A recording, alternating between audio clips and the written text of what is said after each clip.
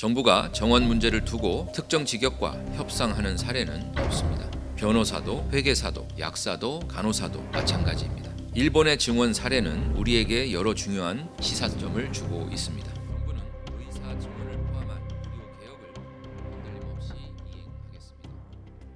일본은 우리나라보다 먼저 급속한 고령화와 의사 부족, 필수 의료 위기 문제를 경험한 바 있습니다. 고령화율이 30%에 달하는 일본은 입원 환자 1인당 평균 재원 일수가 27.5일로 OECD 평균 8.1일의 3배 이상입니다. 우리나라 고령화율은 현재 19% 수준이며 입원 환자 1인당 평균 재원 일수는 18.5일로 일본 다음으로 높습니다. 일본은 우리와 달리 의료 수요 증가에 대응해 의대 정원을 늘려왔습니다. 2007년 7,625명에서 2020년 9,330명으로 1,700명 이상 늘어났습니다. 일각에서는 일본이 의대 증원의 실패를 인정하고 정원을 줄인다는 이야기가 있지만 2024년 현재도 의대 정원은 9,403명으로 정원 감축은 사실이 아닙니다. 일본의 증원 사례는 우리에게 여러 중요한 시사점을 주고 있습니다. 첫째, 일본은 의대 정원을 확대하였지만 일본 의사 사회에서도 의사 부족에 공감하였으며 갈등 없이 이행하였습니다. 둘째, 일본이 의대 정원을 늘린 2008년부터 16년이 지난 지금 우리 의료계가 걱정하는 의학 교육의 질 저하나 의사 유인 수요 등의 부작용은 확인되지 않고 있습니다.